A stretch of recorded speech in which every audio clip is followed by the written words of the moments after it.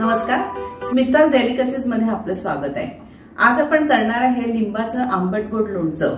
अगदी सोपं पारंपरिक असं लिंबाचं गोड लोणचं करण्यासाठी आपल्याला लागणार आहे 25 लिंब, त्याच्यानंतर 1 वाटी मीठ घेतला आहे, 1 वाटी तिखट घेतला आहे। तर मी इथे काश्मीरी मिरचीचं लाल तिखट घेतलंय की आपल्या लोणच्याला ह्याने छान रंग येईल। 1 किलो गूळ आपण घेणार आहे। हा गूळ मी चिरून घेणार आहे।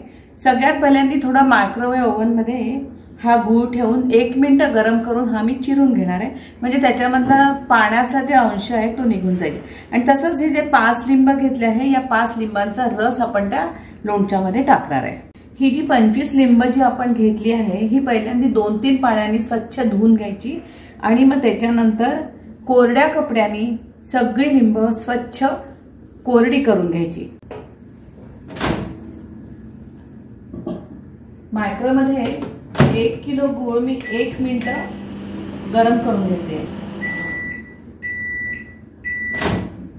मायक्रोवेव्ह मोडवर 1 किलो गूळ आपण 1 मिनिटासाठी गरम केला। आता हा गूळ चिरायचा आहे।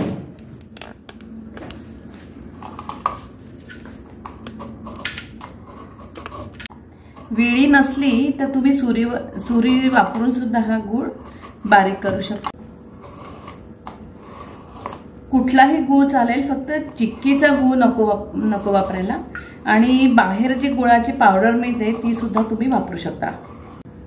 आपला सगळा गूळ चिरून झालेला आहे आता आणि मायक्रोवेव्ह ओव्हन मध्ये मी गरम केलं हो, त्याच्यामुळे चिरायला खूप छान म्हणजे हलकं असं वाटलं। त्याचप्रमाणे इथे गुळाच्या ऐवजी तुम्ही साखर पण घालू शकता। जसं मी 1 किलो गूळ घातला, तुम्ही 1 किलो साखर पण घालू शकता। तर एका लिंबाचे आपल्याला 8 भाग करायचे।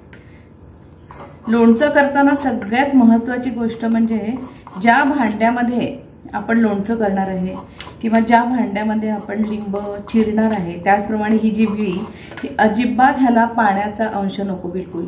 जर थोडं जरी पाणी आपल्या लिंबाला जर लागलं तर आपलं लोणचं खराब होऊ शकतं। ही 5 लिंब जो रस आपल्याला लोणच्यामध्ये घालायचा आहे त्याच्यासाठी चिरून घेते।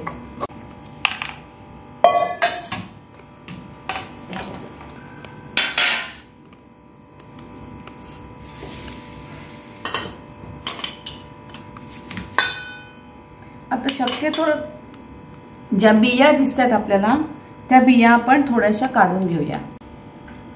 शक्य तेवढ्या बिया काढून घेते। रस घालूया।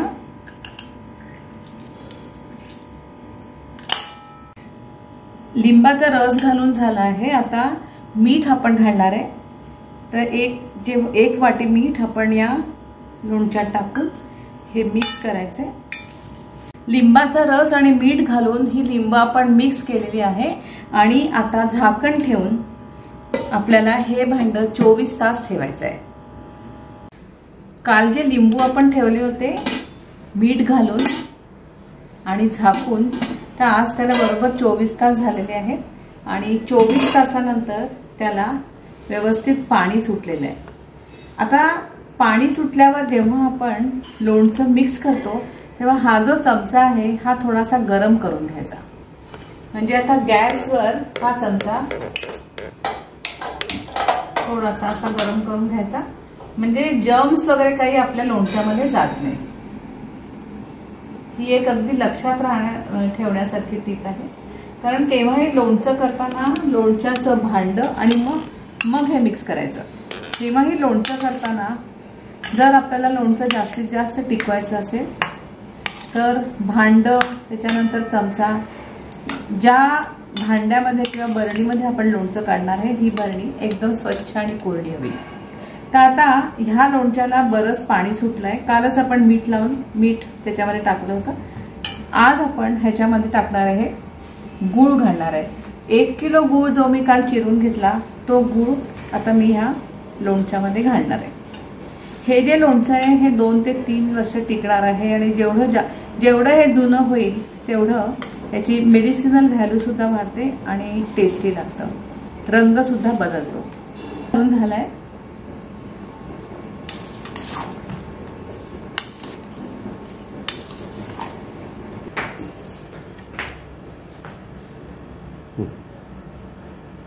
आता आपण ह्याच्यामध्ये घालणार आहे तिखट।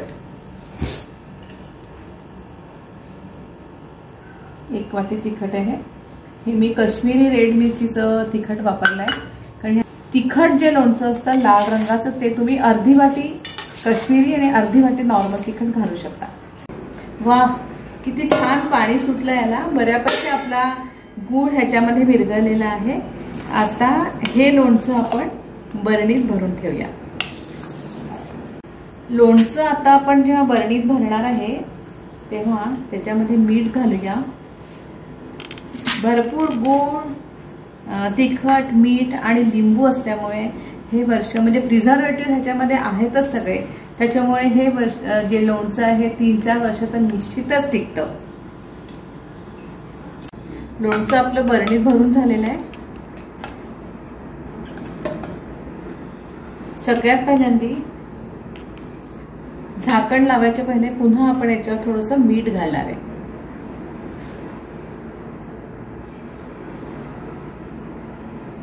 त्याच्यानंतर झाकण लावून ह्याला आपण कपडा लावणार आहे, कपडा गुंडाळणार आहे. कारण बाहेरची धूळ, किडे, जर्म्स कारण आपल्या लोणच्यामध्ये जायला नको म्हणून. आता 1 ते 1.5 महिन्यामध्ये हे लोणचं नॉर्मल छान चवीचं होईल. म्हणजे कडवटपणा पूर्ण चालला जाईल. हे लोणचं कुठच्याही तुम्ही छान मोकळ्या जागेमध्ये ठेवा आणि आता दर 15 दिवसांनी एकदा गरम चमचा करून ढवळून ठेवा आणि पुन्हा झाकण लावून कपडा लावून ठेवून द्या. हे लोणचं 3 ते 4 वर्ष भरपूर टिकणार आहे आणि उपासाला सुद्धा हे लोणचं आपलं चालणार आहे. तर तापामध्ये आपलं तोंड कडू होतं अशा वेळेला सुद्धा हे लोणचं खूप छान लागतं. व्हिडिओ आवडला असेल तर लाईक करा, शेअर करा, कमेंट करा आणि स्मिताज डेलिकसीज या माझ्या चॅनेलला जरूर सबस्क्राईब करा.